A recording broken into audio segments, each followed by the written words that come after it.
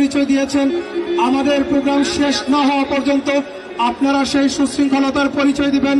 আমাদের বাংলাদেশ জাতীয়তাবাদী ছাত্র দলের সকল ইউনিটের নেতৃবৃন্দকে অত্যন্ত সুশৃঙ্খলতার সাথে অবস্থান করে আমাদের জুলাই এবং আগস্টের যোদ্ধাদেরকে স্মরণ করার জন্য আহ্বান জানাচ্ছি। আমাদের মূল অনুষ্ঠান শুরু হওয়ার আর অল্প একটু সময় বাকি আছে। আপনারা যারা মোমবাতি যারা পাননি তারা মোবাইলের ফ্ল্যাশ লাইট জ্বালিয়ে আমাদের শহীদদের স্মরণ করবেন।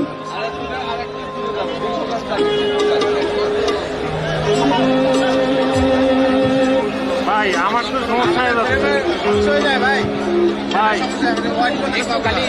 শুরু করে দিয়ে চলে আসবো ভাই একটু পাড়া খেলবেন।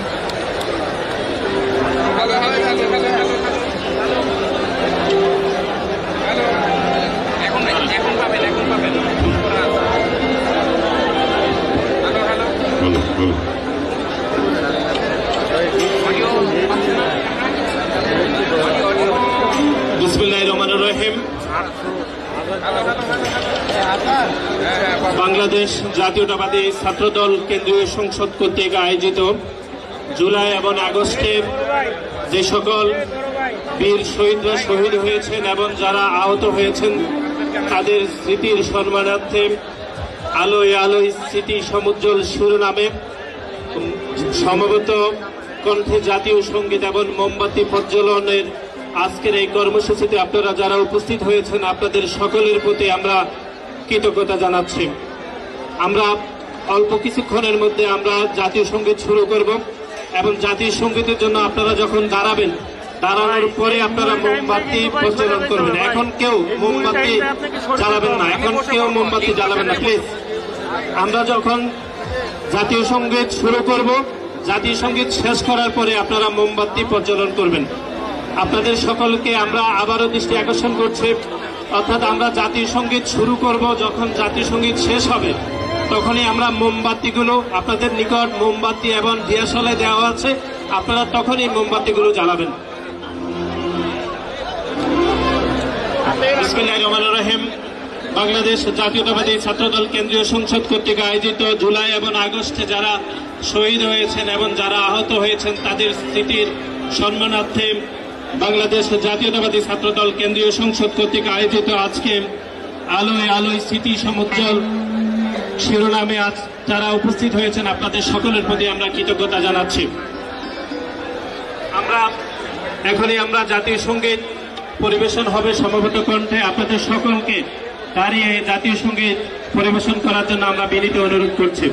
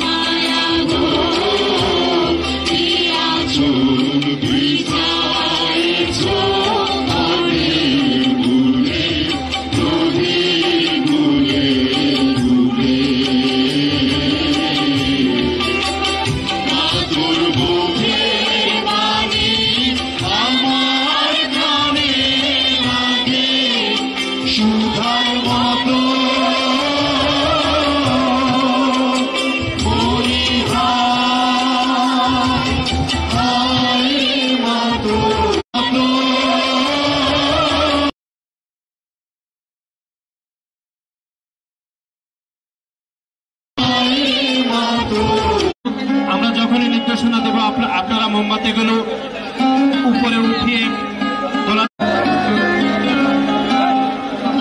জ্বালিয়ে নেবেন এবং মোমবাতিগুলো যখনই প্রজ্বলন করা হবে তখনই আনুষ্ঠানিকভাবে আমরা বলবো তখনই মোমবাতি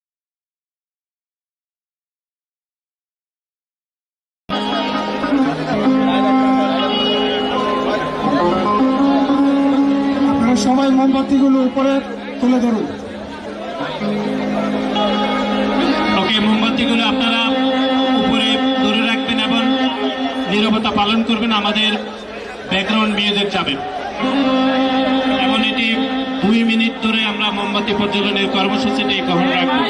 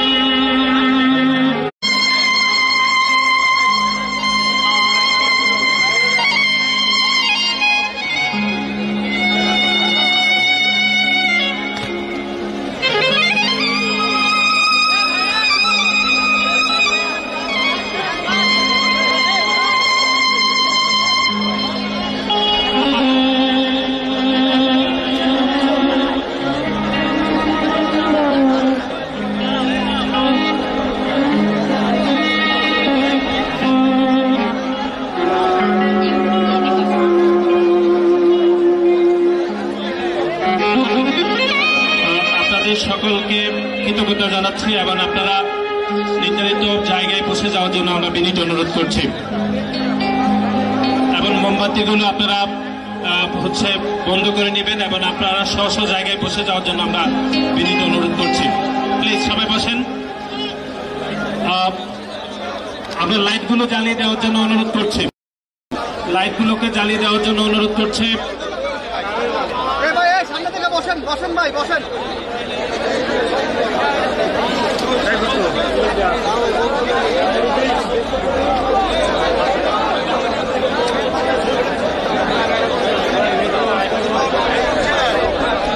আপনাদের সবাইকে বসে পড়ার জন্য অনুরোধ করছি। আমাদের অনুষ্ঠানের দ্বিতীয় পর্ব এখন শুরু হবে। আমাদের অনুষ্ঠানের প্রথম পর্ব জাতীয় সঙ্গীত এবং মোমবাতি প্রজ্বলনের মাধ্যমে আমাদের জুলাই আগস্টের সহযোদ্ধাদের স্মরণ করা। প্রথম পর্বটি ইতিমধ্যে সম্পন্ন হয়েছে। আপনারা যারা অত্যন্ত ধৈর্য সহকারে প্রথম পর্বে অংশগ্রহণ করেছেন আপনাদের সবার প্রতি কৃতজ্ঞতা প্রকাশ করছি।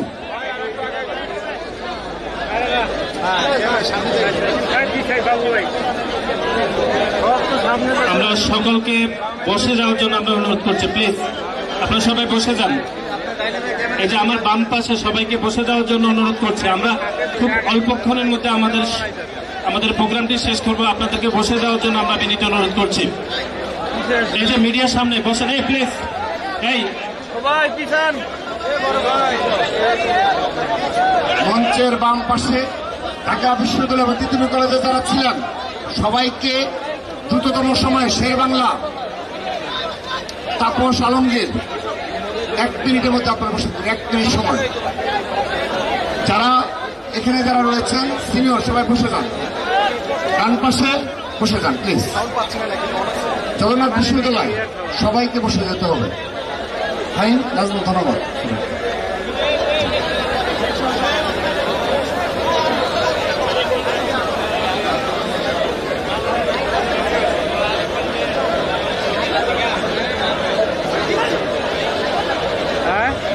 রহমানুর রহিম।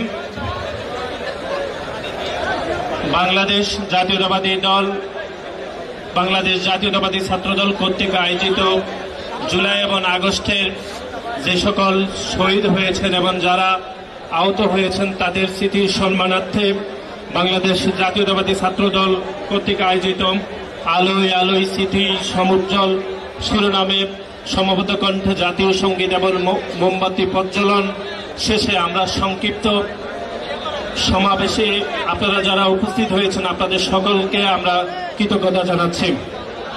আপনারা জানেন যে বাংলাদেশে গত 15 বছর ধরে বাংলাদেশে যে প্যাসিবাদ তৈরি হয়েছিল সেই প্যাসিবাদের বিপক্ষে বাংলাদেশ জাতীয়তাবাদী দল বিএনপি সহ বিএনপির বিভিন্ন অঙ্গ এবং সহযোগী সংগঠনের অপরিসীম আন্দোলন সংগ্রাম করতে হয়েছিল এবং আপনারা জানেন যে সে আন্দোলনের ধারাবাহিকতায় আপনারা দেখেছেন যে বাংলাদেশ জাতীয়তাবাদী দল বিএনপি কর্তৃক যে আন্দোলন হয়েছিল সেই আন্দোলনে 2014 সালের একটি যে বিনা ভোটের নির্বাচন হয়েছিল সেই বিনা ভোটের নির্বাচনকে প্রত্যাখ্যান করতে বাংলাদেশের সাধারণ মানুষের পক্ষে যে আন্দোলন হয়েছিল এবং 2018 সালে যে নিশিরাতের নির্বাচন হয়েছিল এবং 2024 সালের যে আমি দামি নির্বাচন হয়েছিল প্রতিটি নির্বাচনে বাংলাদেশের মানুষকে ব্যাপকভাবে সংক্ষুব্ধ করা হয়েছিল এবং বিশেষ করে বাংলাদেশের তরুণদেরকে তাদের মতামত প্রতিষ্ঠা করতে দেওয়া হয়নি। সেই তরুণরাই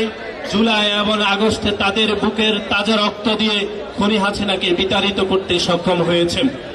আপনারা সবাই বিখ্যাত মুভি দ্য গ্রেট ডিটেক্টর যেটি 1940 সালে যেটি প্রকাশিত হয়েছে, যেখানে দেখানো হয়েছে হিটলার তার শাসন ব্যবস্থাকে মজবুত করার জন্য কিভাবে তার দেশের জনগণকে হত্যাযজ্ঞে নিয়োজিত হয়েছিল। আমরা দেখেছি ব্যাটল অফ আলজিয়ার্স যেটি 1966 সালে প্রকাশিত হয়েছে, সেই মুভিতে দেখানো হয়েছিল কিভাবে তার দেশের জনগণকে শুধুমাত্র অবৈধভাবে ক্ষমতায় থাকার জন্য লক্ষ লক্ষ জনগণকে সেই ডিটেক্টর হত্যা করেছিল।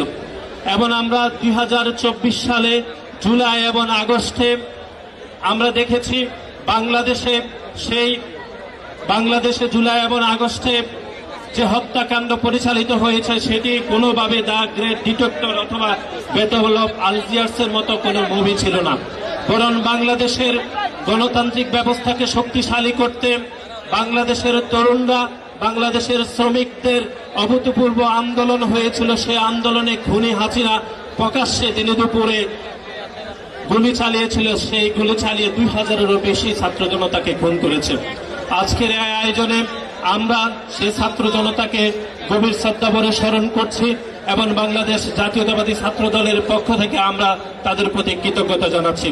সংগ্রামী সমাবেশ এই পর্যায়ে আপনাদের সামনে সংক্ষিপ্ত বক্তব্য দেবেন বাংলাদেশ জাতীয়তাবাদী দল বাংলাদেশ জাতীয়তাবাদী ছাত্র দল কেন্দ্রীয় সংসদের সাবেক সফল আহ্বায়ক, ঢাকা বিশ্ববিদ্যালয়ের সাবেক ভিপি জনাব আমানুল্লাহ আমান ভাইকে সংক্ষিপ্ত বক্তব্য রাখার জন্য বিনীত অনুরোধ করছি।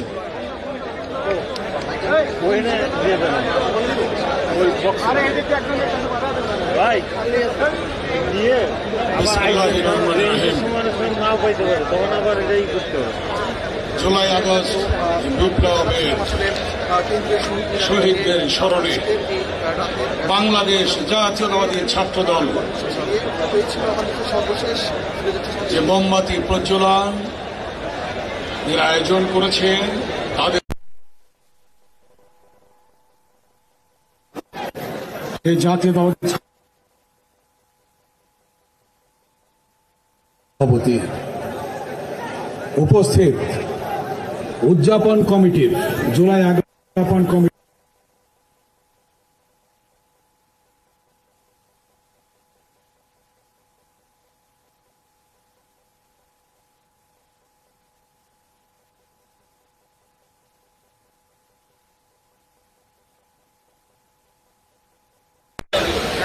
চব্বিশের জুলাই আগস্টের আন্দোলনের বর্তমান জাতীয়তাবাদী ছাত্র দলের সাধারণ সম্পাদক সহ বিভিন্ন ইউনিটের সংগ্রামী নেতৃবৃন্দ, আমি আজকে শ্রদ্ধা জানাই, সম্মান জানাই যে আজকে প্রথম জুলাই মাসের শুরুতে জাতীয়তাবাদী ছাত্র দলের যে আয়োজন করেছে যে স্মরণ সভার, এই জন্য তাদেরকে আমি ধন্যবাদ জানাই। সাথে সাথে আজকে জুলাই আগস্টের আন্দোলন একদিনের নয়। সাইদ, ওয়াসিম একদিনে তারা এই আন্দোলন গড়ে তোলেনি, হাজার হাজার ছাত্র জনতা রক্ত দিয়েছে। এর ইতিহাস আছে, আপনাদের জানা আছে। 52-এর ভাষা আন্দোলন, সালাম বরকত শহীদের রক্তের বিনিময়ে সফল হয়েছিল। 62-র শিক্ষা আন্দোলন, ওয়াজুল্লাহ বাবুলের রক্তের বিনিময়ে সেদিন শিক্ষার অধিকার প্রতিষ্ঠা হয়েছিল। আপনারা জানেন 69-এর গণ অভ্যুত্থান শহীদ আসাদের রক্তের বিনিময়ে সেদিন সফল হয়েছিল। 71-এর মুক্তিযুদ্ধ, মহান স্বাধীনতার ঘোষক শহীদ রাষ্ট্রপতি জিয়াউর রহমানের সেই চট্টগ্রামের কালুরঘাট বেতার কেন্দ্র থেকে স্বাধীনতার ঘোষণার মধ্য দিয়ে লক্ষ লক্ষ রক্তের বিনিময়ে সেদিন আমরা পেয়েছিলাম স্বাধীনতা। তার পরবর্তী ইতিহাস আপনারা জানেন। দেশের যখন বিপর্যস্ত অবস্থা, 90-এর স্বৈরাচার বিরোধী গণতান্ত্রিক আন্দোলনে বিএনপির চেয়ারপারসন দেশনেত্রী বেগম খালেদা জিয়ার আপসীর নেতৃত্বে সেদিন সফল হয়েছিল। জাহাদ ডাক্তার মিলনের রক্তের বিনিময়ে 90-এর স্বৈরাচার বিরোধী আন্দোলন সফল হয়েছিল। এই শহীদ মিনারে আমরা সেদিন ডাকসু এবং সর্বদলীয় ছাত্রৈক্য শপথ নিয়েছিলাম। এই প্রতিধ্বনি জাতীয়তাবাদী ছাত্র দলের আজকের সেই শপথ। তাই সেই 90 এবং পরবর্তীতে 2024 হাজার হাজার ছাত্র জনতার রক্তের বিনিময়ে সে আমার ভাই সাইদ, চট্টগ্রামের ছাত্র দলের নেতা ওয়াসিম সহ হাজার হাজার ছাত্র জনতার রক্তের বিনিময়ে আমরা আজকে ফ্যাসিস্ট খুনি হাসিনা মুক্ত বাংলাদেশ পেয়েছি। এখন আমাদের প্রত্যাশা, বিএনপির ভারপ্রাপ্ত চেয়ারম্যান দেশনায়ক যে কথাটি সুদূর প্রসারীভাবে বলেছিলেন, দেশ যাবে কোন পথে, ফয়সালা হবে রাজপথে, সেই রাজপথেই কিন্তু ফয়সালা হয়েছে। 90-এর আন্দোলন সম্পর্কে অনেকেই হয়তো জানেন না আপনারা। সেদিন অনেকেরই জন্ম হয় নাই, অনেকেরই বয়স কম ছিল। সেদিনও যখন আন্দোলন তুঙ্গে স্বৈরাচারী এরশাদ আজকের বিএনপির ভারপ্রাপ্ত চেয়ারম্যান দেশনায়ক তারেক রহমানকে আক্রমণ করেছিল, আঘাত করেছিল, 11টি কালো দাগ রয়েছে। আমরা যখন সর্বদলীয় ছাত্রৈক্যের মিটিং করি প্রেস ক্লাবের সামনে, সেদিন সম্মিলিত সাংস্কৃতিক জোট সহ পেশাজীবীরা যখন আমাদের সাথে একাত্মতা ঘোষণা করলো, সেদিনই তারেক রহমানের উপর আক্রমণ করা হয়েছিল। তার পিঠে 11টি কালো দাগ সম্বলিত সেই ছবিগুলি লুৎফর রহমান বেনু এনে প্রেস ক্লাবের সামনে আমাদের কাছে তুলে ধরল। সেই আন্দোলনও বিএনপির আজকের ভারপ্রাপ্ত চেয়ারম্যান দেশনায়ক তারেক রহমানের ভূমিকা ছিল। তাই আজকে ছাত্র জনতার জাতীয়তাবাদী ছাত্র দলের নেতৃত্বে যে আন্দোলন হয়েছে, ওয়াসিমের রক্তের বিনিময়ে, সাইদের রক্তের বিনিময়ে, সেই রক্ত কখনই বৃথা যাবে না। সামনে নির্বাচনের রোডম্যাপ হয়েছে। বিএনপির ভারপ্রাপ্ত চেয়ারম্যান দেশনায়ক তারেক রহমানের সাথে প্রধান উপদেষ্টা মহোদয়ের বৈঠক হয়েছে। সেই অনুযায়ী আগামী ফেব্রুয়ারিতে নির্বাচন হবে। সেই নির্বাচনে আল্লাহর রহমতে ইনশাল্লাহ বিএনপি আল্লাহর রহমতে ক্ষমতায় আসবে এবং দেশ পরিচালনায় অংশগ্রহণ করবে বিএনপির ভারপ্রাপ্ত চেয়ারম্যান দেশনায়ক তারেক রহমান। ইতিমধ্যেই আপনারা দেখেছেন ডাক্তার জুবাইদা রহমান, বিএনপির ভারপ্রাপ্ত চেয়ারম্যান দেশনায়ক তারেক রহমানের সহধর্মিণী এসেছেন দেশে। ইনশাল্লাহ কিছুদিনের মধ্যেই বিএনপির ভারপ্রাপ্ত চেয়ারম্যান দেশনায়ক তারেক রহমান বাংলাদেশে এসে আপনাদের সাথে থেকে নেতৃত্ব দেবেন এবং সেই নেতৃত্বে ইনশাল্লাহ বাংলাদেশে গণতন্ত্র ফিরে আসবে। এটাই আমাদের প্রত্যাশা। আজকে জাতীয়তাবাদী ছাত্র দলের কাছে এই কথা বলে সকলকে ধন্যবাদ জানিয়ে শহীদের আত্মার মাগফিরাত কামনা করে আমার বক্তব্য আমি এখানেই শেষ করছি। আল্লাহ হাফেজ। শহীদদের রক্ত অমর হোক। ধন্যবাদ সকলকে। আমরা বিনীত অনুরোধ করছি বাংলাদেশ জাতীয়তাবাদী ছাত্রদল কেন্দ্রীয় সংসদের বিপ্লবী সাবেক সফল সভাপতি ডক্টর আসাদুজ্জামান রিপন ভাইকে সংক্ষিপ্ত বক্তব্য রাখার জন্য বিনীত অনুরোধ করছেন।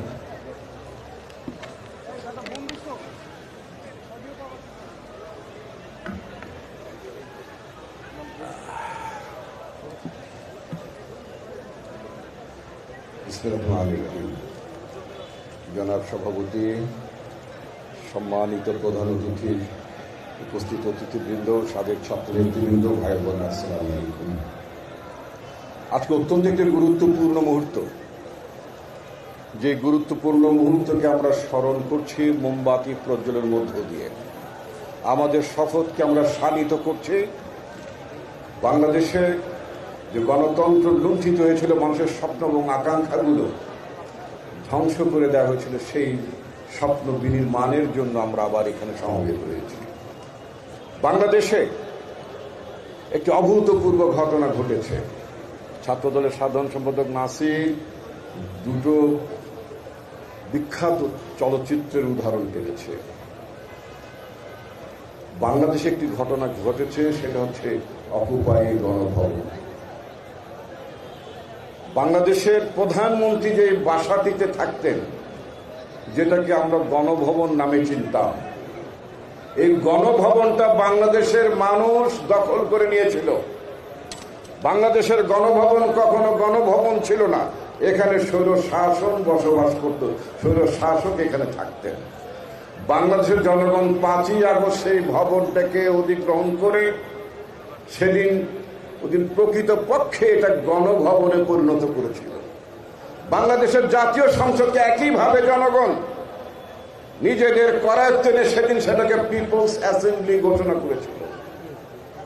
সেটা সম্ভব হয়েছিল 5ই আগস্টে, কিন্তু তার সূত্রপাত হয়েছিল জুলাই থেকে।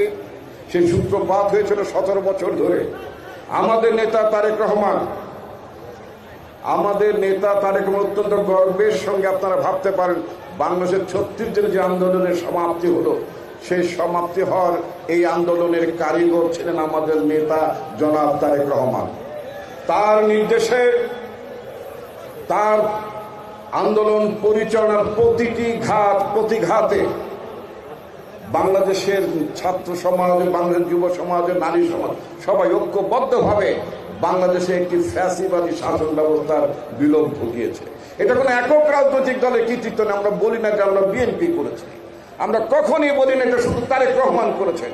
বাংলাদেশের আপামর মানুষ এটি সম্ভব করেছে। বাংলাদেশে নারী, বাংলাদেশের